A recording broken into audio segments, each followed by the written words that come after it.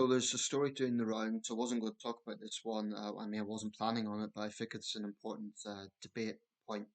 The Labour MP Mike Amesbury, who is the MP or was the MP for Runcorn and Helsby in Cheshire, formerly known as Weaver Vale, um, was in an altercation with a man in the town of Frodsham, and he assaulted the man.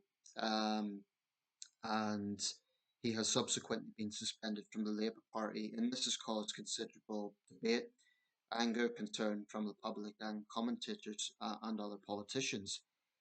Um, Now, Amesbury claims that he felt threatened, but there's two angles of this incident. One is a CCTV camera, which is quite clear, and the other is someone who filmed the incident. Now, in both cases, there's no indication of what was happening leading up to this, but in both cases, it quite clearly looks like Amesbury, the MP, was the aggressor. Um, it was outside a taxi rank in the town, and Amesbury's clearly quite drunk. You can tell by the way he's slurring and he's sort of staggering around, and he says, "You won't threaten the MP again, will you?" And having punched the man, who the victim, I don't know if he's been named yet, but having punched the man, he continued punching him on the ground. Um, Now, people have pointed out that the victim had his hands in his pockets, so that sort of counters Amesbury's claim that he felt threatened. Also, it's basic common sense that if someone feels threatened, they're not going to be hanging around. They'll want to be out of there and they'll be walking away. Amesbury actually was being pushed back by a woman at one point. Um, Now, I do know that because I looked this up. Last year there was a man who was convicted of stalking Amesbury, one Stephen Carl, 56. He's a year older than Amesbury, and he got a restraining order, a community sentence, and a fine. It is true that MPs do get very real threats. We've seen that with the murders of Joe Cox and David Amos in recent years. And MPs often get violent threats. I think that crosses a line. I've said it before. MPs should be, subject to scrutiny, and if that includes criticism, so be it. But threats of violence are crossing a line. But one thing that Keir Starmer's government has been accused of is two-tier justice. Now, Amesbury's been suspended. He himself went to the police today. But suspension isn't good enough. If a member of the public assaulted an MP, they would be arrested and likely jailed. So it should apply both ways. If an MP assaults a member of the public, let's say the man called him some names, even if it was something like that, assault is assault. And I don't think that was self defense unless more emerges from this that the man was really threatening him. Like, I don't know if this individual was the same person that stalked Amesbury last year, if it was Stephen Carl.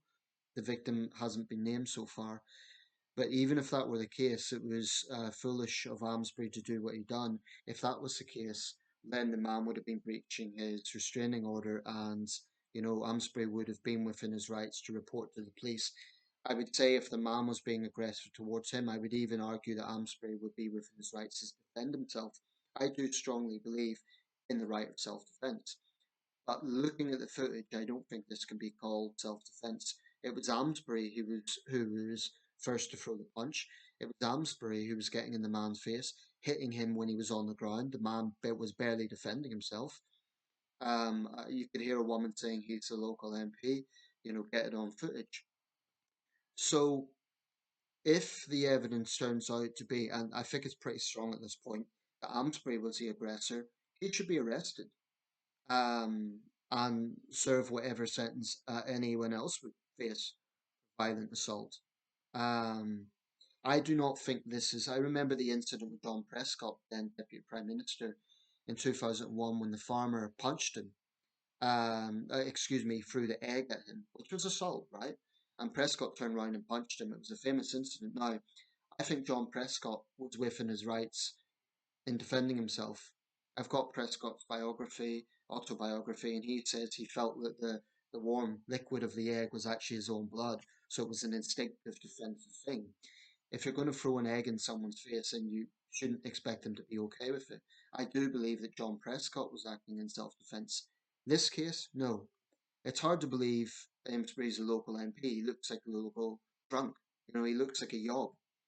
He should be arrested, because anyone else would be. If he's not arrested, suspending him isn't good enough. If he's not arrested, if he doesn't serve a sentence subsequently, then it will absolutely stink of double standards. And many people will rightfully say, why is it an MP gets away with this, but anyone else wouldn't? So suspending him isn't good enough. Bridget Phillipson, who's one of our MPs here in Sunderland, and she's a cabinet member, she said, "Oh, we can't talk about an ongoing investigation. He's handed himself into the police. This is a police matter." She didn't condemn it, which I think was a missed opportunity. Um, but yeah, he needs to be arrested. Um, and if it is really his, he can have due process. His defense lawyer can argue he was acting in self defense if that was really the case. But he needs to be arrested because anyone else would be. The fact that he turned himself in, doesn't say anything other than he's probably worried for his reputation. He's got sober, he's knocked off the hangover and realized, oh, that's what I done. I, anyone else would be arrested. There should not be double standards in MPs. I was, I must admit, when I first heard this, I thought, okay, maybe there's more to it. Maybe the man was really getting his face or something. Based on the footage available, the man had his hands in his pockets. Now, if someone's threatening you, that is not usually the posture they would take. Maybe the man said something, but I don't even want to engage in victim blaming here. Um, if it turns out that the man was Stephen Kyle, then maybe Amesbury did feel threatened. But even then, in the eyes of the law, that wouldn't be self defense because the man wasn't throwing any punches. If it was Stephen Kyle, then maybe he was violating the restraining order. That could be looked into. But definitely from the footage available, it's pretty clear that Amesbury was the aggressor, unless something else comes out from this that proves otherwise. And as such, he should be arrested. And there's another point. He just didn't punch the man once as a defensive thing. He continued punching him when he was on the ground. That's not self-defense. That's prolonged assault. It's what football hooligans do. It's what thugs do. Amesbury was acting like a thug, so he should be arrested.